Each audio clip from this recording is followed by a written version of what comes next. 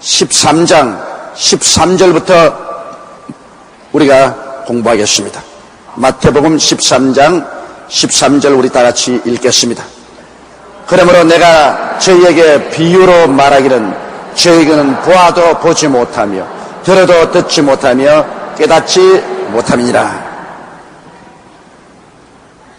여러분, 성령으로 거듭나서 하늘나라 백성이 안 된 사람에게 하늘나라 말을 한들 알아들을 리가 만무하죠. 미국에 태어나서 영어를 잘하는 사람이 아닌 이상은 미국 사람이 와서 이 강단에서 아무리 영어로 유창하게 설교를 한들 영어를 모르는 여러분이 무슨 말인지 알아들을 수가 없습니다. 교통이 안 돼요. 말이 안 통하는 것입니다. 하늘나라 말하고 세상 말하고 틀려요. 그러므로 하늘나라 진리의 말씀을 아무리 전해도 하늘나라의 백성이 아니고 하늘나라로 태어나지 않은 사람은 마이동풍입니다. 들어봤지 무슨 말인지 아무것도 모릅니다. 제가 옛날에 고등학교 다닐 때, 중학교 다닐 때 우리 친구가 나를 전도하려고 성경을 한 권 주었는데 내가 딱 펼쳐보니까 한마디도 모르겠어. 저건 성경 마태복음을 읽었는데 무슨 말인지 하나도 모르겠고 나중에 끝장에 가니까 골치만 아파요. 내가 세상에 이렇게도 어려운 책은 난평생 처음 봤다. 소설은 읽으면 무슨 말인지 알겠는데 이건 뭐 첫 페이지부터 캄캄해요. 왜냐? 내가 예수 그리스도로 말미암아 거듭나지 않았기 때문에. 영의 눈도 장님이고 영의 귀도 장님이고 영으로 깨달은 마음도 캄캄한데 영의 세계를 알 테 있어요? 모르죠.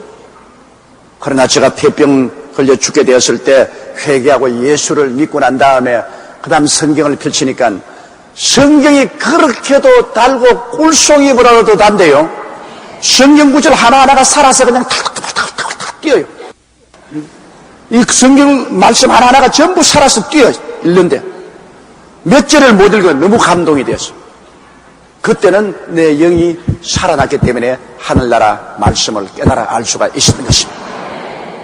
예수님께서 비유로 하늘나라 일을 말씀하는데 하늘나라 백성이 아닌 사람들이 들은들 무슨 말인지 알 도리가 없죠. 그러나 하늘나라 백성은 주님이 말씀하시면 그 말이 마음속에 깨달아지는 것입니다. 알아져요. 14절요. 이사야의 예언이 저희에게 이루었으니 일렀으되 너희가 듣기는 들어도 깨닫지 못할 것이 보기는 보아도 알지 못하려. 이건 벌써 이사야서 6장 9절로 10절에 예언을 해놓으셨습니다. 왜냐하면 하나님을 대적하고 하나님을 반역한 사람들이 듣기는 들어도 깨닫지 못하고 보기는 보아도 알지 못하고 들어도 저게 무슨 말이냐, 보아도 이게 무슨 의미냐 알지 못합니다. 그러니까 참 기가 막힌 일 아닙니까? 눈이 있다고 해서 여러분 다 보고 아는 것 아닙니다. 귀가 있다고 해서 다 듣고 깨닫는 것 아닙니다. 눈이 있어도 보지 못하고 귀가 있어도 듣지 못하는 것, 이거 정말 안타까운 일이죠.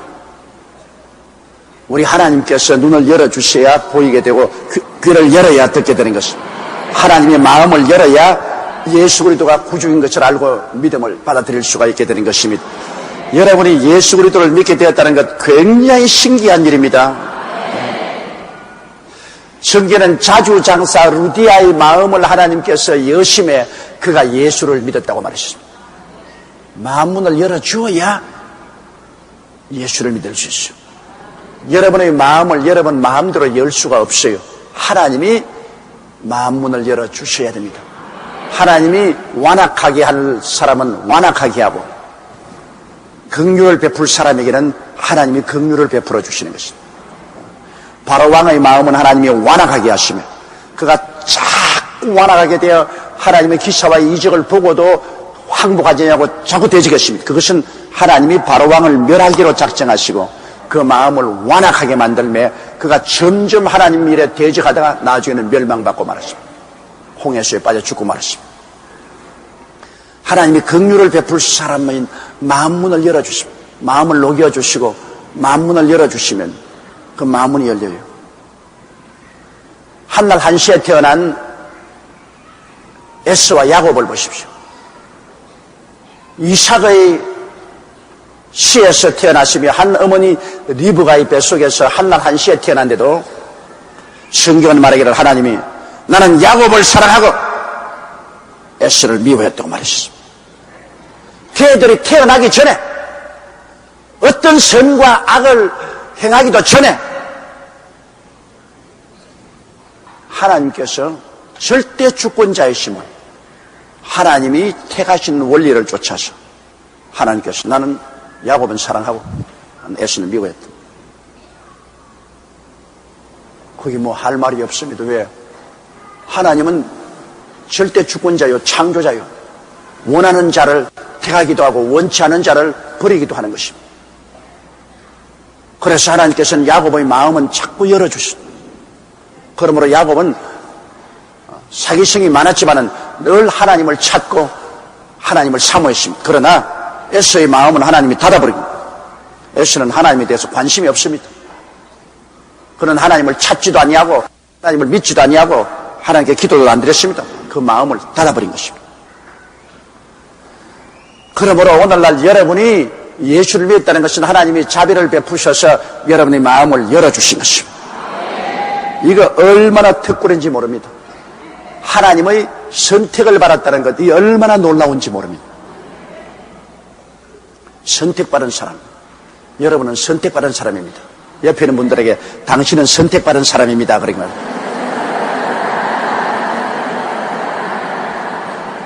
그 의미를 깊이 알고 여러분 말씀하십시오. 하나님이 여러분을 선택하사 우리 주 예수 그리스도의 신부로 삼아 주신 것입니다. 예수 그리스도와 함께 온 우주를 상속받도록 해주신 것이요 영원히 영광 중에 살도록 만들어 놓으신 것입니다. 이건 뭐 어마어마한 축복이요 상상을 초월한 기적입니다. 나중에 주님 강림하실 때 여러분 스스로가 여러분 못 믿을 겁니다. 이게 정말 내냐? 와, 이 꿈이냐 생시냐?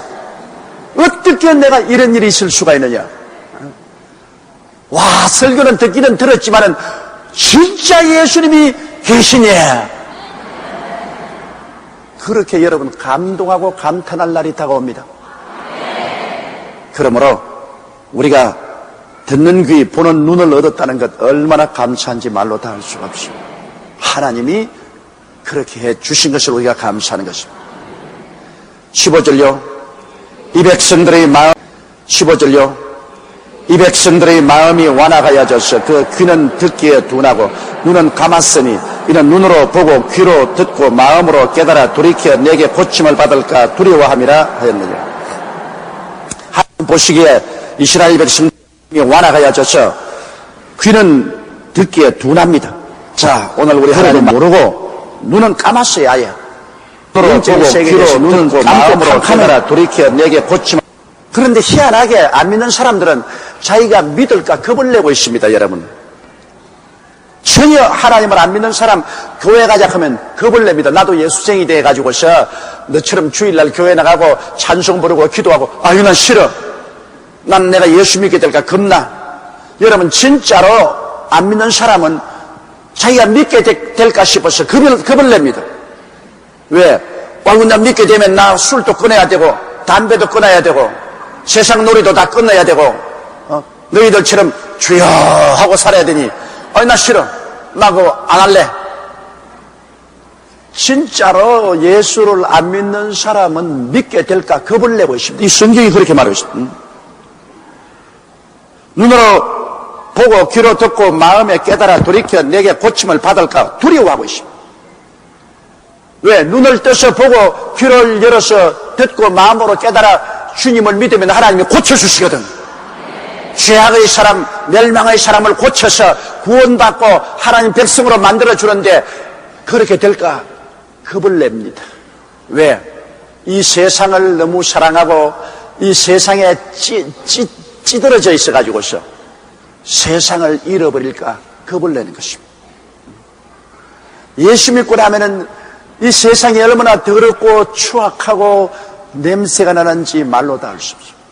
황해도에 이용도 목사가 와서 부흥회를 할 때 그게 잠시간 황해도 갑부가 부흥에 끌려왔다가 설교를 듣고 난 다음에 가마 감동해서 회개하고 자복하고 그가 대중 앞에 나와서 간증한 일이 있습니다. 그가 하는 말이 뭐냐면 나는 너무나 죄를 많이 지어서 내 인생은 똥물에 푹 잠겨놓은 옷과 같아. 내 인생은 진 똥물에 푹 잠겨놓은 옷과 같아. 그렇게 더러운 인생의 옷을 입고 나는 더러운 줄 모르고 좋다고 살았다. 그러나 이 집회에 와서 은혜를 받고니 내가 너무나 더럽고 추악하고 냄새나고 고약한 나를 발견하고 나는 회개하고 통회하고 자복하고 이 더러운 옷을 진똥물 냄새난 옷을 벗고 예수 그리스도로 용서받고 의의 새 옷을 입으시니 얼마나 감사한지 모른다. 변종호 목사님이 지은 책에 그 이용도 목사님 집회에 와서 회개하는 황해도 부자에 대한 이야기가 기록되어 있습니다. 그런데 실제로 진똥물에 푹 잠겨서 거기 사는 사람은 야 구수하다. 이 냄새가 구수하다.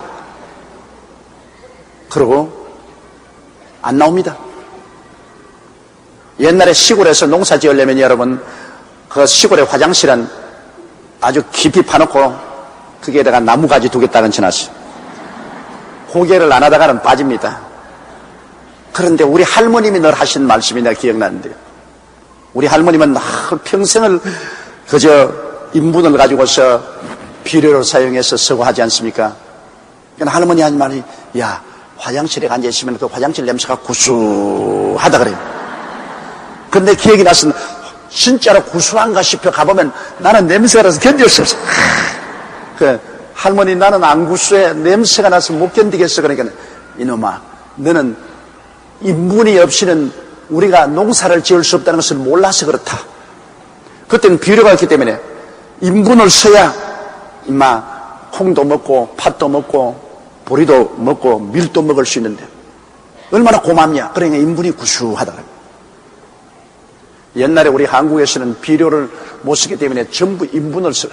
외국 사람이 김포공항에 오면 온 한국 공기가 다 구린내로 꽉 들어차다. 온 천지가 온 천지가 전부 인분을 썼어. 그래 나는 그때 케참 목사님이라고 동양선교부장 하나님 성의 동양선교부장 부부가 한국에 와서 한두 달 동안 있었는데 그 부인이 그래요. 아유 상추 좀 먹고 싶다. 날배추 좀 먹었으면 좋겠다. 그래서 내가 사다 드릴까요? 뭐 우리 한국에 뭐 시장에 가면 날배추 많고 상추 많으니까 사기는 안 먹는데 왜? 한국의 상추나 배추는 전부 인분을 주어서 만들었기 때문에 그게 전부 그냥 기생충이 잔뜩 묻어 있어서 안 먹는다 그래요. 내 속으로 별난 소리 다 한다. 내야 밤낮 그거 삶아 먹고 찍어 먹고 해도 괜찮던데 뭘 잘났다고 그러냐.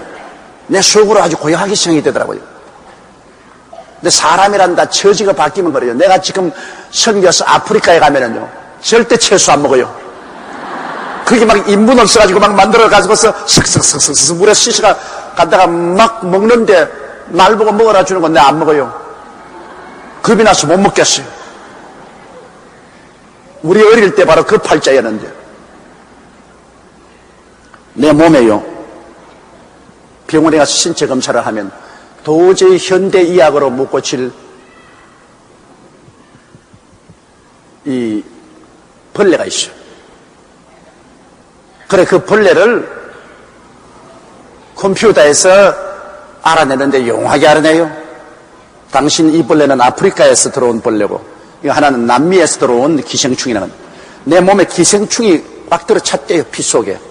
그 왜냐 아프리카에 제가 선교 가서 할 수 없이 선교사들이 그 아프리카 사람과 같이 먹지 아니하면 절대로 선교가 안 된다 그래서 미국 사람이나 구라파 사람은 같이 안 먹는데 나는 같이 앉아가지고서 그들이 그냥 막 소똥 묻은 손으로 막 이렇게 잔뜩 소피를 가지고서 주물럭주물럭 해가지고서 거기에 소우유 부어가지고서 끓여주는 것도 같이 좋다고 마시고 했거든. 모조리 내 몸에 균이 다 들어왔어. 그래가 그냥 죽기 아니면 살기로 아파가지고 서울대학병원에 가서 세척을 다 하고 했는데 그래도 그때 오른 균이 피 속에 들어있어서 사라지잖아요. 그 다음에 또 남미에 집회 가가지고서 그 물 나쁜 곳에 같이 먹고 막 이랬단 말이에요. 그러니까 남미 기생충이 잔뜩 들어있어요. 그래가 컴퓨터 검진하면서 조 목사 몸은 아프리카 기생충하고 남미 기생충이 와글거린다. 그럼 이거 어떻게 하니까? 그건 기도로 쫓아내지 약으로는 못 쫓아낸다 그럽니다. 그래서 내가 아이고 먹고 싶으면 실컷 들어가서 먹어라 까짓거. 나 겁나지 않다. 여러분 그러므로 이거 깨끗하게 씻지 않는 그러한 채소 같은 것 먹으면 그게 기생충이 와글거린다. 그 옛날에는 우리 어릴 때는 전부 학교에서 구충제를 먹였다고요. 그것도 바다 해초를 갖다가 막 솥에다가 넣어가 막 끓여가 막 쓴 냄새가 온 학교 마당에 가득해요. 그 솥에 바다 해초를 끓여가지고서 그걸 막 끓여놓. 그래가 그걸 한 사발씩 애들 집어다 마신다. 아따 그것도 있어대. 그걸 마시고 난 다음에 그 이튿날 화장실에 가면 이런 회충이 그래서 한 번은 내가 공부를 하는데 목이 간질간질 자꾸 해야 공부를 간질해요.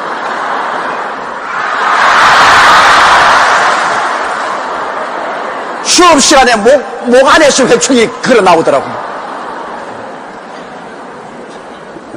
우리 옛날 다 그렇게 살았어요. 지금은 회충 구경도 못 하잖아요. 요차이 애들 보고 회충이 어떠냐고 물으면 모릅니다. 요 사이는 빈대 벼룩 이도 몰라요. 어떻게 생겼는지. 애들에게 이가 어떻게 생기는가 가르치려고 생물학 시간에 선생님이 광화문 내거리에 이 한 마리 사는데 5,000원 줬대요.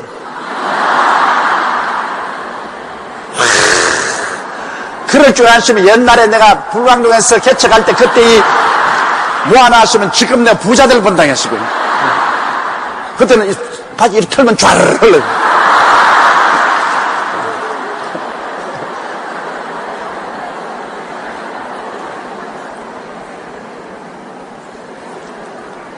무슨 말 하다가 이 말이 나왔지도 모르겠지만은 참으로 우리가 요사이 사는 것은 하나님의 축복을 받아서 잘 사는 겁니다, 여러분. 우리가 못 살면 여러분 가난이 저주라는 것은 가난하면 온갖 빈대 벼룩조차 다 멸시하고 달라들고 온몸에 기생충 회충이 다 생겨나고 삶에 온갖 더러운 것이 다 생겨납니다. 누가 가난을 축복이라고 말합니까? 최근에 어느 신문에 보니까 어느 신학자가 가난하고 어려운 것은 축복이라고 말했는데 내가 그래서 참 장꼬대 한다. 너 일정시대도 안 보고 6.25도 안 당해보고 지금 편안하게 사니까 잘 먹고 잘 입으니까 그런 장꼬대 하지만은 일정시대를 살아보고 6.25를 살아보고 가난이 얼마나 무서운지 아느냐? 가난하면 벼룩도 무시하고 이도 무시하고 빈대도 무시하고 달라들어 뜯어먹는다고요. 그리고 가난하면 아무거나 먹기 때문에 온몸에 기생충 투성이가 돼. 가난보다 무서운 저주가 없습니다. 가난은 정말 무서운 저주입니다. 가난은 절대로 축복이 아닙니다. 하나님이 가난을 에덴 동산에서 만들지 않았었습니다. 사람이 하나님을 반역하고 거역했기 때문에 이거는 저주로 온 것이지 축복이 아닙니다. 우리 한국의 IMF 지금 당하고 가난해진 건 이게 저주지 축복 아닙니다, 여러분. 이건 우리가 하나님 잘못 믿고 하나님께 11조 도둑질한 죄로 온 땅이 저주를 받았습니다. 말라기에 그렇지 않았습니까? 너희 온 나라가 저주를 받았나니라. 저주입니다. 회개하고 하나님 앞에 돌이켜서 이 저주에서 벗어나야 돼요. 이게 우리 축복이 아닙니다. 이걸 축복으로 계산한 사람은 잘못이 한 것이에요. 그러나 아직까지 그래도 하나님의 축복이 많이 남아있는 것입니다. 본질적으로 언제 가난해지느냐? 그거 쉽게 알아요. 여러분 몸에 이가 생기기 시작하든 가난해진 줄 아십시오. 몸에 이가 생기기 시작. 이와 벼룩과 빈대가 끓기 시작하면 이제는 본격적으로 가난해진 겁니다. 축복이 오면은 이와 빈대와 벼룩이 사라져버려요. 근데 아직까지는 이와 빈대와 벼룩 있는 사람 한 손으로 봐주십시오. 없지요. 그러므로 아직까지는 여러분 축복 아래 있는 것입니다. 물론 우리 주 예수를 사랑하는 사람들은 다 축복 아래 있죠. 그러니까 다시는 우리 한국에 이와 빈대와 벼룩이 생기고 온몸에 회충이 와글와글한 그 시대가 오지 않기를 간절히 바람하지 않습니다. 그런데 안 믿는 사람들은 자기가 눈을 떠서 보고 귀로 듣고 마음으로 깨달아서 예수를 믿고 나와서 구원을 받고 하나님의 영광 속에 들어오는 것을 두려워한다. 세속에 사는 것이 재미가 있었어요. 그래서 참 전도하기 힘든 것은 세속에 빠진 사람은 아무리 전도해도 세속의 미련을 버리지 못합니다. 술을 못 버리고 도박을 못 버리고 아편 중독을 버리지 못하고 세상 방탕을 못해서 그 미련 때문에 안 나오려고 그래요. 롯의 아내가 소돔과 고모라를 떠나자고 할 때 천사들이 막 손 끌고 나오는데도 불구하고 그는 자꾸 뒤를 돌아봅니다.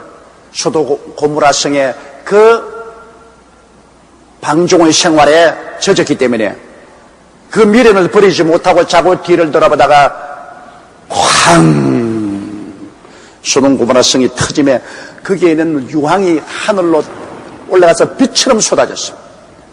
그 유황과 소금 비에 맞아가지고 그만 소금 기둥이 되어버리고 말았어. 그 남편과 딸들은 훨씬 저 앞으로 도망을 쳐보기 때문에 괜찮은데 그 부인은 소돔 고모라성을 떠나지 못하고 거기에 머뭇거리다가 유황과 소금비를 맞고 소금 기둥이 되어버렸다. 이처럼 이 세상을 사랑하는 사람은 세상의 미련을 버리지 못하고 오히려 세상에서 떠나올까 겁을 냅니다. 전도하는 것을 안 들으려고 합니다.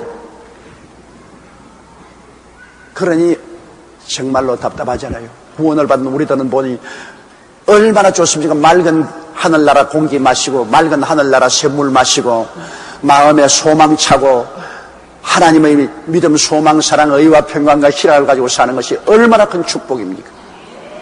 우리에게는 그것이 그렇게 큰 축복인데 안 믿는 사람은 그것이 두렵습니다.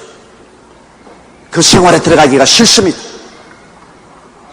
그래서 많은 사람에게 아유 젊을 때 큰 죄 짓고 살다가 늙어서 이제 죽기 전에 믿겠다 그럽니다. 그게 뭐 엿장사 마음대로 되나요?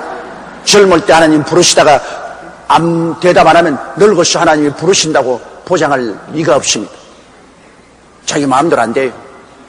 젊으나 늙거나 하나님이 부르실 그때가 때인 것입니다. 하나님이 부르실 때 대답해야지 하나님 부르실 때 대답 안 하면 때를 잃어버리면 끝장입니다.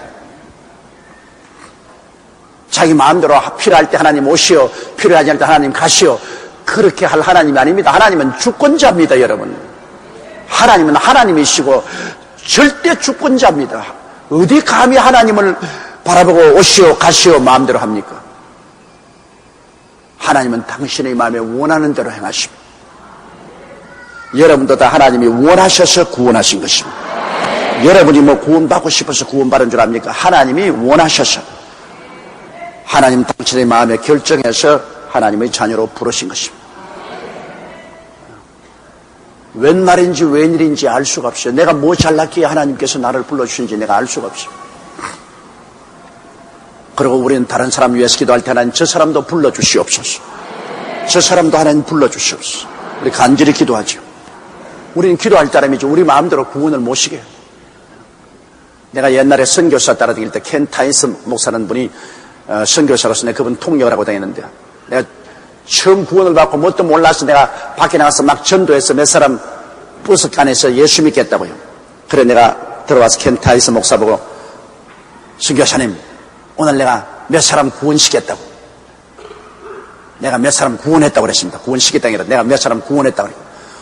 이 사람이 얼굴이 시뻘개지 나를 화를 낸다고요. 어떻게 네가 사람을 구원하니?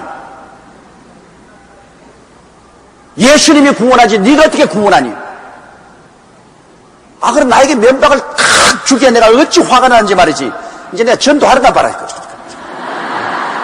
나는 그 부끄러운데 버스 안에서 그냥 예수 믿고 전도하고 버스 안에서 꿇어 앉아가지고서 버스 털컥거리는데 그냥 기도하고 했는데 이렇게 나에게 면박을 주다니.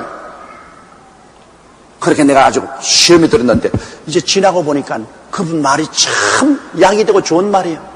왜? 나는 아무도 구원하지 못해. 구원에 대한 복음을 전할 수 있고 구원은 예수님만이 하실 수 있는 것입니다. 구원은 예수님만 하시지 나는 절대로 구원하지 못해. 나는 구원의 메시지를 전할 따름입니다. 열심히 전하고 만문을 열어 구원시키는 주님만이 하십니다. 16절요. 그러나 너희 눈은 봄으로 너희 귀는 들음으로 복이 있도록. 할렐루야. 여러분은 복 있는 눈을 가지고 계세요. 여러분은 복 있는 귀를 가지고 있습니다. 왜? 여러분은 영의 눈을 열어서 보좌에 계신 하나님 아버지와 보좌 우편에 계신 예수님을 보았다는 것은 깨달았다가 말인 것입니다. 여러분 영의 눈으로 보좌에 계신 아버지와 그 우편에 계신 예수님을 깨달았고, 그리고 여러분의 귀는 그 하나님의 말씀인 성경을 듣고 즐거워하게 되었으니 얼마나 복된 사람인 것입니다. 눈이라고 해서 다 똑같은 눈인 줄 알면 큰일 납니다. 보는 눈이 있고 못 보는 눈이 있어요. 귀라고 해서 다 똑같은 귀로 생각하면 큰일 납니다. 듣는 귀가 있고 안 듣는 귀가 있어요. 나는 우리 할아버님께서 92살에 세상을 떠셨는데 제가 예수를 믿고 난 다음 제일 마음의 부담이 우리 할아버지 할머니를 구원하는 것이었습니다. 왜냐하면 저는 할아버지 할머니하고 오랫동안 같이 살았기 때문에 특별히 마음에 관심이 있거든요. 그래서 할아버지 할머님에게로 갔어요. 시골에 가서 제가 예수 그리스도를 믿으라고 진지에 전도하니까 우리 할아버지는 벽창호예요. 벽창호. 아무리 하나님께서 그 아들 예수님을 보내셔서 우리를 위해 십자가에 못 박아 죽으시니 할아버지 믿기만 하세요. 믿기만 하면 구원을 받는다고. 아무리 그래도 할아버지는 깨닫지 못해요. 그런데 할머니는 열심히 불교를 믿으셨는데 할머니 예수 믿고 구원 받으십시다. 난 예수 믿는 게 몰라. 한평생 불교를 믿었기 때문에 나는 불교만 믿을래. 그래서 할머니 이제 우리 다 죽어서 천당 아니면 극락으로 가지요. 가지. 그러면 할머니 나는 천당 가고 할머니는 극락 가고 이제 영원히 빠이빠이야. 우리 할머님이 나를 사랑해서 내가 할머니 죽적한 젖 매일같이 저녁에 그 할머니 젖만 치고 할머니 젖 빨고 그럼 우리 할머님이 날 궁둥이를 툭툭 대면서 아이고 내 새끼야, 아이고 내 새끼야. 내 그 소리가 지금도 쟁쟁해요. 우리 할머님이 언제 날 끌어안고 아이고 내 새끼야 하면서 궁둥이를 툭툭 두르겠어. 우리 어머니에게는 궁둥이 안 맞아봤지만 할머니에게는 그렇게 궁둥이 많이 맞았어. 그래서 우리 할머님이 나를 굉장히 사랑하셨거든. 그래서 할머니 좋아요. 할머니는 극락하고 난 천당하고 영원히 빠이빠이 합시다. 그럼 할머니 영원히 못 만나요. 그러니까 그럼 어떻게 나 만나야지. 만나려면 나하고 같이 가자고. 할머님이 날 따르고 나하고 같이 가야 천당에 가서도 영원히 같이 만나고 살지. 할머니는 극락에 있고 나는 천당에 있고 우리는 영원히 끝이라고. 그래 그럼 너 따라가야지. 그럼 나 어떻게 할고? 그러면 이제부터 나 마음이 다불크지 말고 예수님 할렐루야 그렇게 말씀. 그래서 이제 회개를 시키고 예수를 구주로 믿게 하셨습니다. 그 다음에는 그 습관이 돼서 나 마음이 아니야 할렐로. 또 있다가 또 나 마음이 아니야 할렐로. 그러시지만은 나중에 뜨거운 신앙을 갖게 되었어요. 근데 하나 정말 놀라운 것은 우리 할머님 정말 난 놓고 기억자도 몰라요. 한글 전혀 못해요.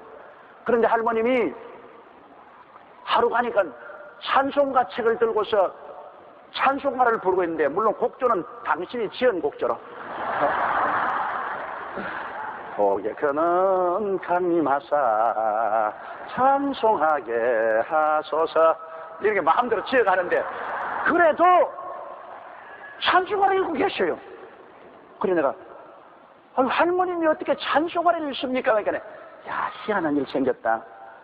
내가 하도 답답해가지고서 하늘님이요 하늘님이요 예수님 이름으로 기도하오니 난 눈 좀 열어서 나도 글 좀 읽게 해주시옵소서. 나는 평생에 글을 못 배웠는데 내가 성경을 읽을 수가 있습니까? 찬송가를 부를 수 있습니까? 너무 답답하니까 나 글 좀 읽게 해주십시오. 자꾸 기도를 했더니만 하루아침에 찬송가를 펼쳐보니까 막 읽기 시작해요. 전혀 누구에게 배우지도 않냐고 누구에게 듣지도 않는데 막 그 찬송가를 듣고 주님께서 가르치신 대로 찬송을 부르시다. 나중엔 성경도 펴가지고서 성경도 떠듬떠듬하고 읽으시더라고요. 나 그 정말 기적을 체험했어요. 와, 그 하나님께서 눈을 열어주니까 안 배운 것을 하시더라고요. 그래서 할머니는 궁원에서 천국으로 모시는데 할아버지는 아무리 해도 안 돼요.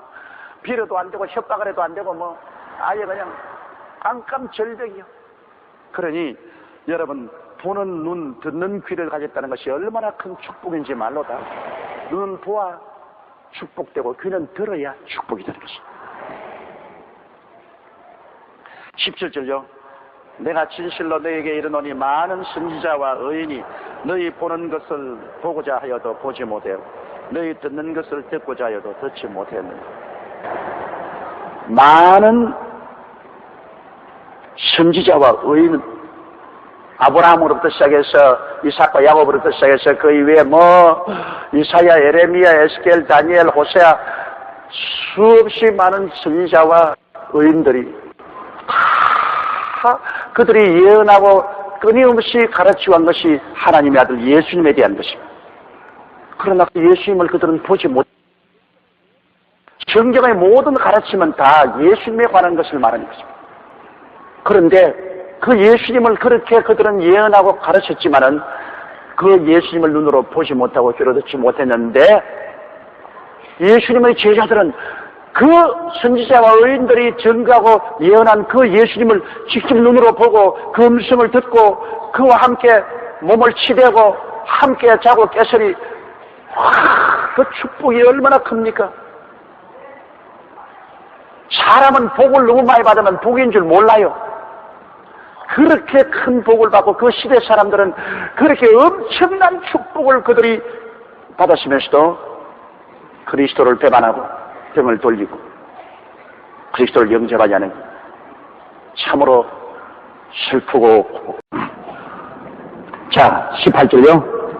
그런즉 씨 뿌리는 비유를 들으라. 이제 들으라. 19절요. 아무나 천국 말씀을 듣고 깨닫지 못할 때는 악한 자가 와서 그 마음에 뿌리온 것을 빼앗나니 이는 곧 길가에 뿌리온 자요. 길가에 뿌리온 자라는 것은 길가는 씨를 뿌려놔봤자 아무도 관심을 기울이지 않아요. 그렇지 않아요. 길가에 뿌리시는 그저 거지도 밟고 가고 학생도 밟고 가고 장사꾼도 밟고 가고 논평도 밟고 가고 아무도 관심을 기울이지 않습니다. 복음 말씀을 전가하는데 그 복음 말씀에 대해서 아무도 관심을 안 기울이니까 새가 와서 먹어버렸으니 마귀가 와서 그 복음 말씀을 전가하는 것을 집어치우고 마는 것입니다. 하나님 말씀을 전가할 때 말씀에 관심을 기울일 자에게 전도해야 될 것이고요, 여러분. 말씀에 예를 들어 말하면 여러분 정권시장에 가서 전부 정권의 당락에 대해서 무지무지하게 관심을 기울이고 보이는데 거기 가서 예수 천당 아무리 외쳐도 그 많이 든 겁니다. 아무 관심도 안 됩니다. 정권의 등락에만 관심을 두죠. 그러니까 그거는 뿌려봤자 소용이 없어요.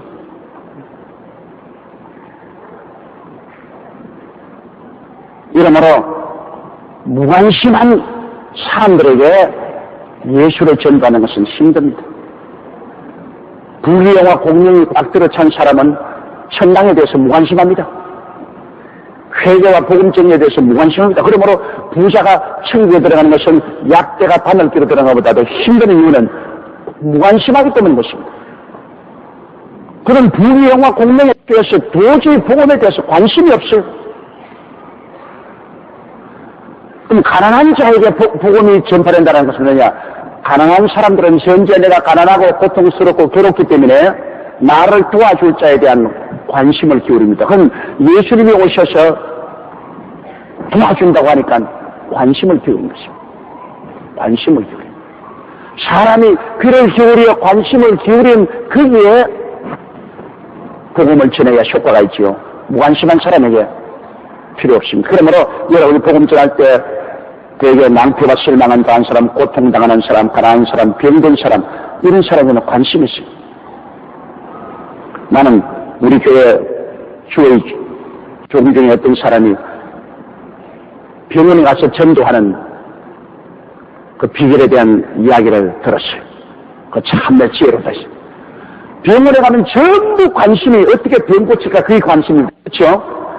자기가 병자든지 가족이 병자든지 어떻게 하면 병 나을까 싶은 관심인데 엘리베이터를 타고 올라가면서 큰 소리로 야 그분만 완전히 막 병원에서 다 죽었다고 사형 선고를 받고 완전히 막 폐인이 되는데 교회 가서 안식이 되고 나았대. 그러면은 그게 모든 사람이 왜 전부 자기 친척이나 가족이 다 병들어 죽어오시니까 그래서 옆에서 항상 아니 무슨 병인데요? 만기암이에요. 어떻게 나았다고요? 교회 가서 말씀 듣고 안수받고 나왔다. 그 교회 어디에요? 당장 그렇게 묻고 나와요. 그런데 아주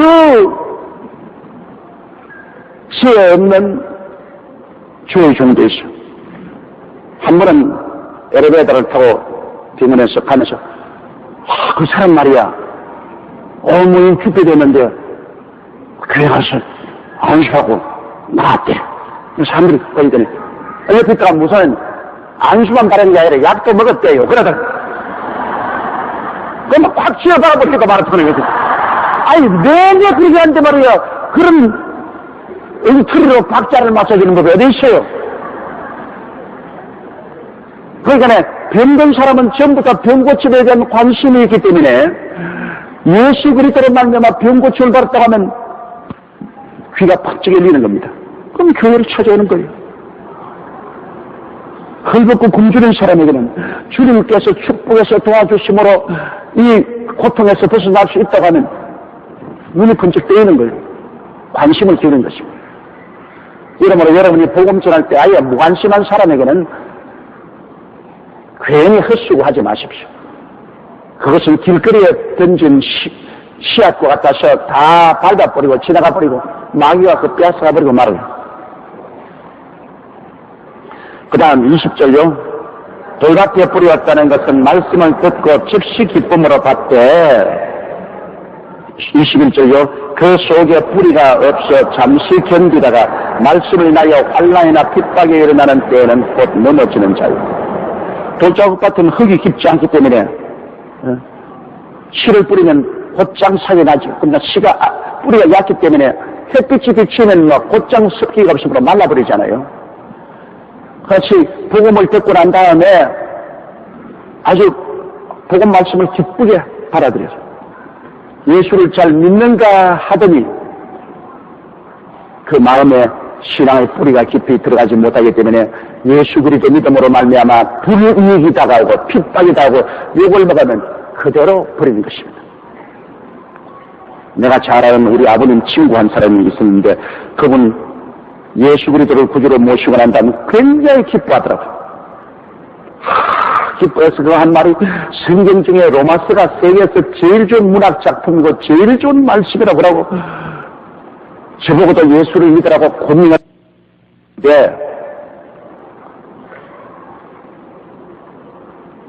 예수를 믿다가 핍박을 받게 됐습니다. 그래서 많은 사람에게 핍박을 받고 욕을 얻어먹고 하니까 그 다음 신앙을 버렸어요. 그 다음 내가 만나서 이야기를 했습니다. 선생님 왜 교회 안 나오고 예수 안 믿습니까? 믿는 것은 좋기는 좋지만은 불쌍한 사람들이 믿는 거야. 이걸 타락해가지고서 믿는 것이 좋기는 좋지만은 불쌍한 사람들이 믿는 거야. 예수 믿는 사람 다 불쌍한 사람이라는 거야. 그걸 보고 내가 느꼈습니다. 아, 참으로 신앙의 뿌리가 얕구나. 이 마음의 신앙의 뿌리가 약한 사람은 쉽게 예수를 믿고 또 쉽게 포기해버린 것입니다. 그렇기 때문에 여러분, 신앙의 뿌리가 깊어지려면 깊이 파헤쳐야 돼요.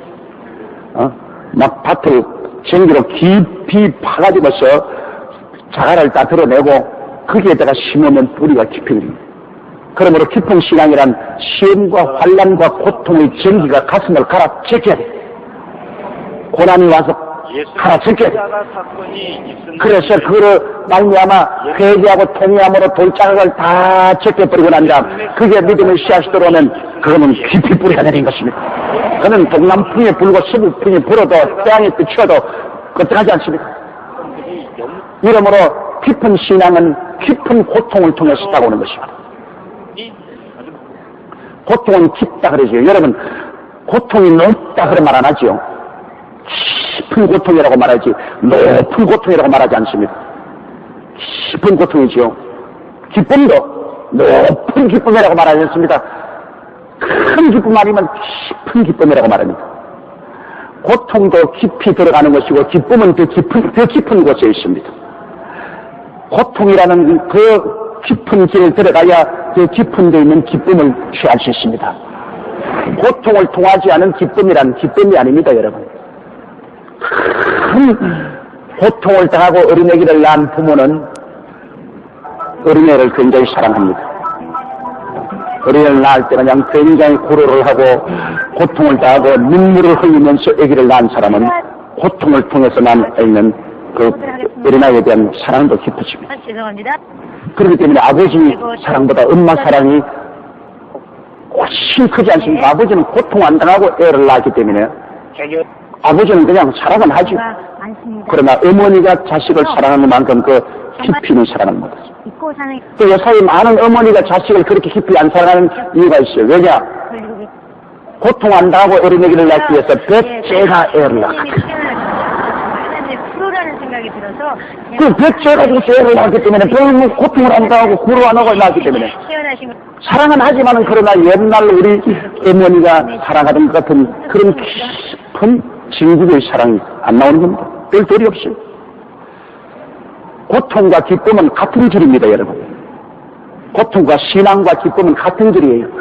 고통의 깊은 곳보다 더 깊은 곳에 신앙이 있고 기쁨이 있습니다. 그렇기 때문에 고통을 당하지 않고 예수 믿은 사람은 얕은 돌자각밭에 씨를 뿌린 것입니다. 그러므로 믿기는 믿었으나 신앙 실현다고 하면 포기하죠. 그러나 고통을 통해서 그 다음에는 회개하고 예수를 믿게 된 사람은 기쁨도 굉장히 큽니다. 예수 믿고 난 다음 너무너무 기뻐하는 이유는 큰 고통 중에서 예수를 믿었기 때문에 그 기쁨도 굉장히 큽니다. 그러면 예수 믿는데 하나도 안 기쁜데 뭘 기뻐? 그것은 고통의 터널을 통하지 않고 믿었기 때문에 얕습니다. 기쁨을 모릅니다. 그러므로 우리가 고난당하는 것 크게 반발하지 마십시오. 고통의 뒤에야 기쁨이 다가오는 것입니다. 고통의 길을 걸어가지 않고는 기쁨의 깊은 곳에 들어가지를 못합니다. 이러므로 우리 예수 믿는 신앙이란 하나님께서 끊임없이 우리를 전기로서 갈아엎는 것입니다. 적게 열매 맺을 사람에게는 얕게 갈아지고 큰 수확을 얻을 때는 깊이 갈아지고 그래서 우리 신앙이란 늘 계속해서 슬픔과 기쁨, 고통과 즐거움이 늘 서로 반복합니다. 왜? 아무리 추수를 많이 해서 곡식을 거둔 논밭이라도 또 봄에는 또 새로 갈아엎어야 됩니다. 하나님이 우리에게 큰 축복을 주셨다가 또다시 더 큰 축복을 주기 전에 우리를 갈아엎어야 되는 것입니다. 또다시 고통의 전기로서 갈아엎어야 됩니다. 그러므로 추수할 때가 오면은 또다시 갈아엎고 고통이 다가오고 그리고 또 추수를 하고 나면은 또 갈아엎고 한평생을 사는 동안에 우리 신앙생활이란 하나님의 전기가 우리를 갈아엎고 또 축복을 열매 맺게 하시고 그 다음 또 갈아엎고 또 축복을 열매를 맺게 하기 때문에 우리에게 고통과 기쁨, 슬픔과 즐거움이 반복되는 것입니다. 한번 예수를 믿으니 그냥 꿈같이 늘 좋은 세월을 지날 것이라고 생각하지 마십시오. 이 땅에는 언제나 여러분 그것이 반복하는 것입니다. 고통과 기쁨, 괴로움과 즐거움, 슬픔과 행복, 이것이 반복되는 것입니다. 그러므로 돌밭에 뿌리 없다는 것은 말씀을 듣고 즉시 기쁨으로 받되 그 속에 뿌리가 없어 잠시 견이다가 말씀을 인하여 환난이나 핍박이 일어난 때는 곧 넘어지는 자요. 22절요. 가시떨기에 뿌리 없다는 것은 말씀을 드러나 세상의 염려와 재리의 유혹에 말씀이 막혀 결실치 못하는 것이요. 자, 가시떨기에 뿌리 있다는 것은 와서 말씀을 들어요. 들어도 마음의 염려와 근심, 세상의 탐욕이 막 우거져가지고서 말씀을 듣기는 들어도 마음에 뿌리가 내리지 않아요. 근성으로 들어요. 그러니까 이 여러분 교회 데리고 와도 막 세상의 염려 근심이 꽉 들어차고 그 다음 세상의 탐욕과 욕심이 꽉 들은 사람 이 갖다 놓아도 소용이 없어요. 내가 늘 여러분께 예를 들어 말하는 그 사람 있지 않으니까 또 한번 해볼까요?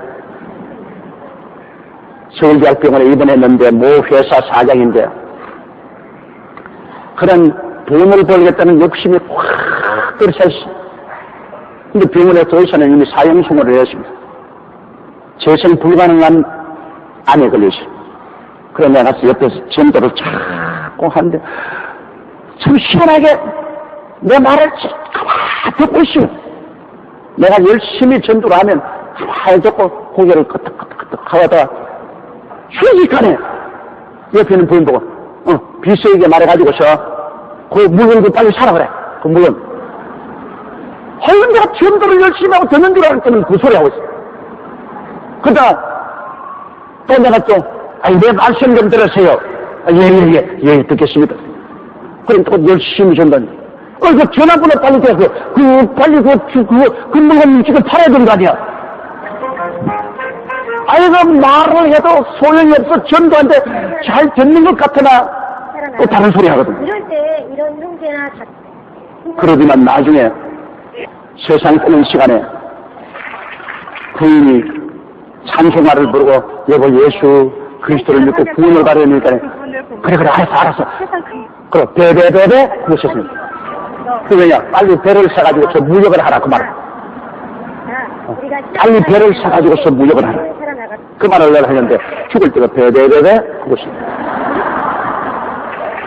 죽을 때 예수님 내 영혼을 주님께 맺게 없나 이렇게 했으면 얼마나 좋겠어요. 그러나 세상의 염려 근심이나 세상의 탐욕의 가시가 엉그러지면 안 되는 게 아니라 들어요. 들으면서도 소용없어요. 한국의 유명한 제불 한 사람이 내게 안수기도를 받으러 왔어요. 받으러 간 게 아니라 나를 청했어요. 호텔에 안수를 받겠다고. 그래서 호텔에 가서 같이 식사를 하고 호텔 방을 하나 정해놓고 거기에 휠체어에 앉아가지고서 건너 들어갔어. 내가 안수를 하려고 하는데 하는 말이 하나님 예수를 믿고 구원을 받아야 됩니다. 예, 알았어. 그러면 꼭 예수 믿고 그리스도를 구주로 모셔야 됩니다. 예, 알았어. 그러면서 빨리 나와가지고서 배 만들어야죠. 배 만들어. 그래서 지금 안수하는데 무슨 배를 만들어? 예, 알았어. 그것도 기도하고 예수님을 구주로 모십니다. 예수를 구주로 모시면 따라하더니만 그럼 지금 말이 목사님 나요 지금 인도네시아에 수신 대공장 만들어요 그러면 지금 금시안수도 또 그럼 내가 아니 예수 믿고 구원받고 치료를 받아야지 내내 그런 소리 하니까 미안은 했지만은 막 그리스도의 실은 하나도 안 들어가는 거라. 그러니까 그 안수해봤자 소용이 없어. 이러므로 여러분 이 세상에 탐욕이 꽉 들어차 있으면 그리스도의 복음이 아무리 심어도 안 돼. 들어도 열매 맺지 못해. 23절요. 좋은 땅에 뿌리 왔다는 것은 말씀을 듣고 깨닫는 자니 결사하여 100배, 60배, 30배가 되느니라. 말씀을 깨닫는 말은 것. 말씀을 깨닫기 위해서는 무관심해서는 깨닫지 못해요. 말씀을 깨닫기 위해서는 마음이 가벼워도 깨닫지 못해요. 말씀을 깨닫기 위해서는 탐심이 있어도 깨닫지 못해요. 그러므로 말씀을 깨닫기 위해서는 무관심한 길거리 밭을 파헤쳐야 돼요. 얇은 돌짝을 따도 파헤쳐야 돼요. 탐욕에 우거진 가시ment들도 다 빼어내고 파헤쳐야 돼요. 다른 도리가 없어요. 하나님 말씀을 깨닫기 위해서는 시련의 전기가 들어와서 파헤쳐야 돼요. 그러므로 그리스도의 복음이란 반드시 우리에게 하나님께서 시험과 환난을 통하여 우리의 밭을 파헤쳐서 길거리를 옥토로, 자갈밭을 옥토로, 가시밭을 옥토로 만들어야 돼요. 옥토란 그냥 만들어지는 건 아닙니다. 옥토란 파헤쳐야 돼요. 파헤쳐야 돼요.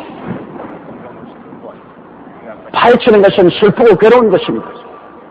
슬픔과 괴로움을 체험을 하지 않은 사람이 그리스도의 복음을 깊이 받아들이지 못합니다. 이러므로 여러분에게 슬픔과 괴로움이 다가올 때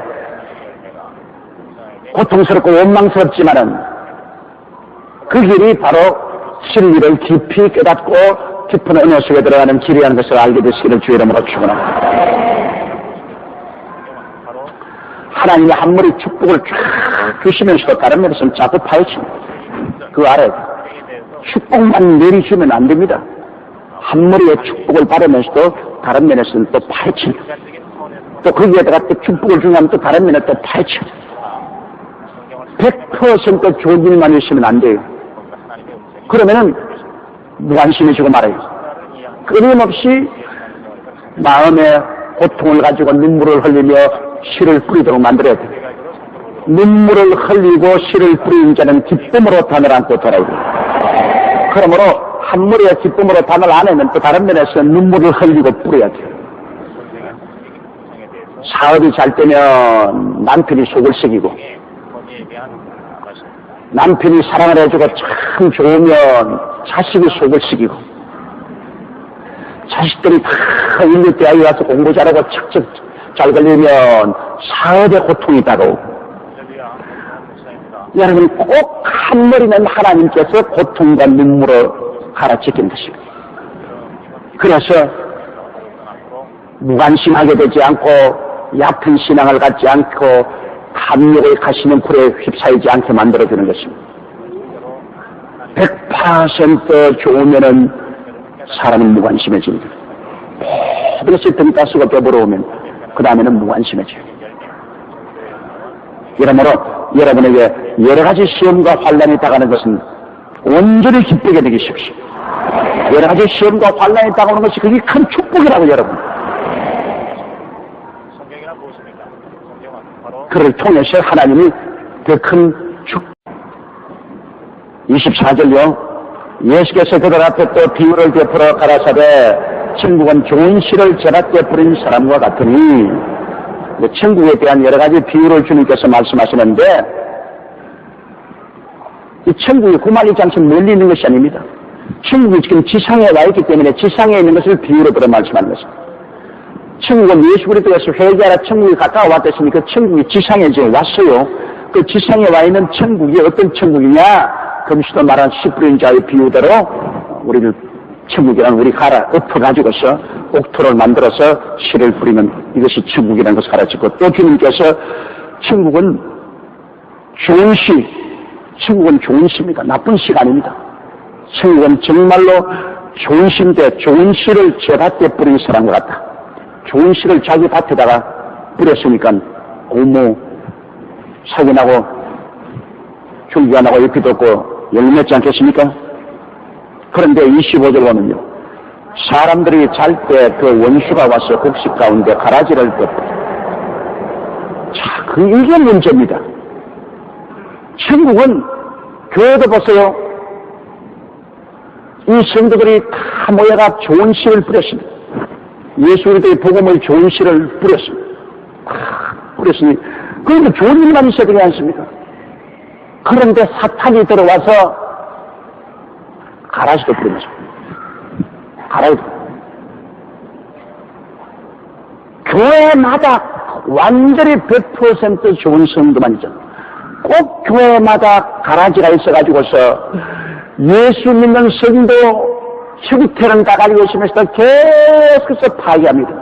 계속해서 목사 물어찍고 장로 물어찍고 교회 지도자를 물고 찍고 헐뜯고 계속 그런 무리가 있습니다. 그건 왜냐? 좋은 씨를 뿌렸는데 도적이 와서 또 가라지를 뿌려놓는 것입니다.